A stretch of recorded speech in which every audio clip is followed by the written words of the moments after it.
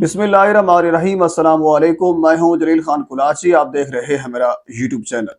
रजब भट्ट और ईमान कंट्रोवर्सी के हवाले से गुफ्तगू करेंगे। कुछ इंतहाई अहम तरीन डेवलपमेंट सामने आई है, वो आपके सामने रखनी है।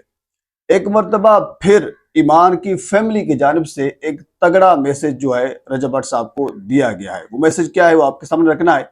और इसके अलावा रजब भट्ट का उसके यानी अपोजिट में उसका क्या जवाब आया है वो आपके सामने रखना है। वाला इससे पहले आपको याद होगा रजब भट्ट मदीना मुनव्वरा में थे।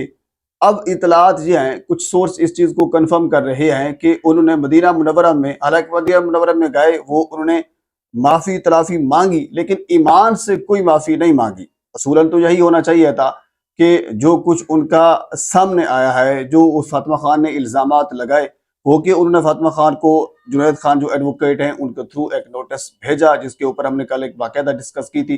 जुनैद खान से भी हमारी गुफ्तगू हुई थी और उन्होंने यही कहा था, नहीं उन्होंने एक लीगल नोटिस जो होता है वो फातिमा खान को भिजवाया, जो फातिमा खान के इल्जामात थे कि उन्होंने 45 लाख की घड़ी दी है, उनके पास बेशुमार वीडियोज हैं वगैरह वगैरह, बेशुमार इल्जामात उन्होंने लगाए थे।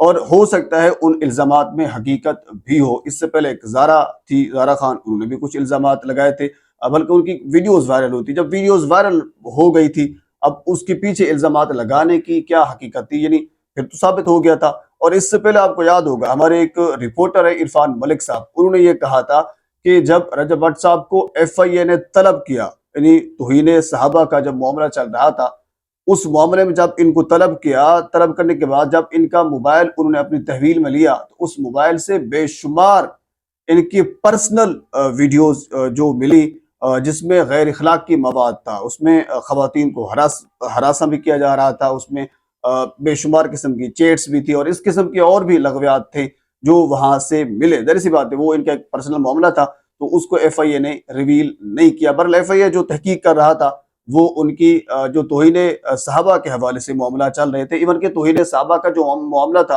वो इतना संगीन हो चुका था और होना भी चाहिए था। यानी किसी भी शख्स को कोई इजाजत नहीं होनी चाहिए कि वो किसी दूसरे मकतबा फिक्र के जो ईमानी जज्बात है उसको मजरूह करे। मैं नहीं समझता कि किसको इजाजत होनी चाहिए, बिल्कुल ये गलत है।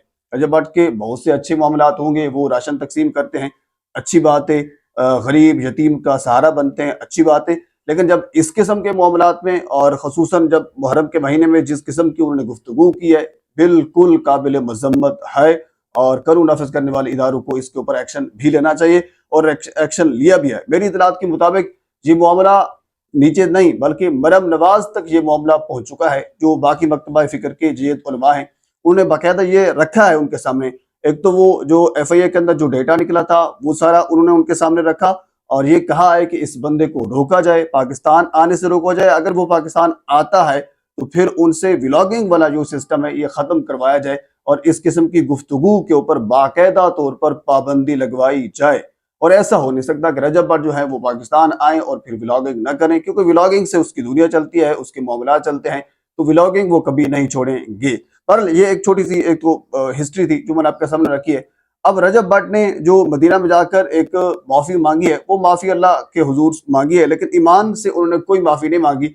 और ये एक तरह की सिंपैथी होती है, बंदा ये कह देता है कि ईमान से कि मेरे से गलती हो गई है, ये जो खवातीन कह रही हैं इनमें कोई सदाकत नहीं है। इस किस्म की कोई टोल मटाल करके कोई गोल मगोल किस्म का जवाब देकर ईमान को मुतमईन करने की कोशिश की जाती, ऐसा कुछ भी नहीं हुआ। और ना ही हमारे ज़राए के मुताबिक उन्होंने कोई डायरेक्टली तौर पर ईमान को कोई मैसेज भेजा है कि जिस तरह बंदा कोई नाराज होता है आपका करीबी, आप उसको मनाने की कोशिश करते हैं और एक कहते हैं वो चोरी ऊपर से सीना जोरी। तो रजब भट्ट साहब जो है वो इस वक्त यही सूरत हाल कर रहे हैं। बहरहाल अब खबर यह है कि रजब भट्ट साहब जो हैं वो करबला पहुंच चुके हैं, जो ज़राए तस्दीक कर रहे हैं। उनके दोस्त जो हैं वो भी करबला पहुंच रहे हैं, उनकी वालदा भी पहुंच चुकी है। अब ये सारे जो हैं इकट्ठे होंगे करबला में। करबला में एक मिशी होता है जिसमें जो ज़ायरीन होते हैं वो नजफ से करबला का सफ़र करते हैं सफ़र के महीने में। ये एक उनकी एक मजहबी रसूमात आप उनको कह सकते हैं।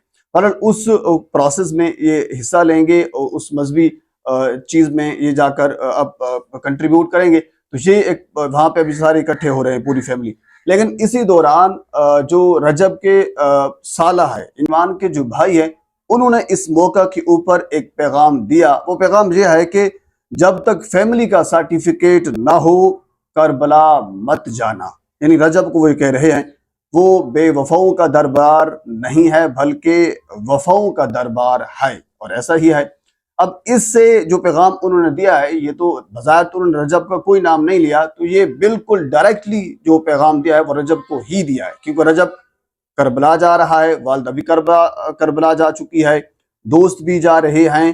तो उन्होंने इस हवाले से ये कहा है कि जब तक फैमिली का सर्टिफिकेट नामा आपके पास ना हो तो आप वफाओं के दरबार में जाकर क्या करेंगे। यानी ये पैगाम दिया, यानी इस वक्त ईमान की ईमा इसमें शामिल नहीं है और ईमान को इन तमाम तर चीज़ों का इल्म नहीं है, और आप करबला के दरबार में जाकर क्या मन्नतें मांगेंगे। यानी ये उनका एक तनकीदी एक किस्म का एक मैसेज था।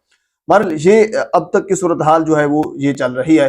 अब क्योंकि हम जो टाइम गुजर रहा है, बज़ाहिर ये लग रहा है कि अब इसमें मजीद फासले बढ़ रहे हैं, और ये फासले अगर देखा जाए तो ये दोनों साइड के ऊपर बढ़ रहे हैं, यानी दोनों साइड खामोश नहीं है। अगर रजब जो ईमान के भाई हैं वो अगर खामोश हो जाते हैं, यानी बार बार तनकीद नहीं करते, तो फिर भी कहा जा सकता है कि मामला थोड़ा सा जो है वो कूल हो जाएगा। जबकि दूसरी जानिब जो रजब भट्ट साहब हैं, जो उनका पहला बयान आया था, जो तकरीबन 8-9 मिनट की वीडियो थी, जिसके अंदर उन्होंने स्ट्रिक्टली तौर पर तनकीद की थी रजब के भाई, ईमान के भाई के ऊपर और ईमान के ऊपर भी, और इस किस्म के अल्फाज भी उन्हें आपको याद होगा ये कहे थे कि जब से ईमान मेरी जिंदगी में आई है, जब मैंने शादी की है, उसके बाद इससे पहले मेरे ऊपर कोई पर्चे नहीं थे, कुछ भी नहीं था, तब से मैं मुश्किलात झेल रहा हूँ। ये सारी चीजें उन्होंने कही थी और ये सख्त तरीन किस्म की इल्जामात थी। हो सकता है ये चीजें उनको बुरी लगी हूँ और बुरी लगनी भी चाहिए थी। तो बहरहाल ये अब तक की अपडेट है। अब करबला के अंदर क्या कुछ होता है और वहाँ कुछ क्या फैसला डिसाइड होता है, क्योंकि वालदा पहुंच चुकी है, मजीद क्या फैसला जो है वो वहां पे होता है, और उसके बाद फिर अगला प्रोसेस जो है सुलह की जानिब जाएगा या किसी और जानिब खुदा न खास्ता जा सकता है। मजीद जो अपडेट आएगी मैं आपके सामने जरूर रखूंगा। एक मरतबा आपसे गुजारिश है मेरे चैनल को सब्सक्राइब कर दें ताकि आने वाली हर इंफॉर्मेटिव वीडियो आप तक पहुंच सके। अल्लाह हाफ़िज़।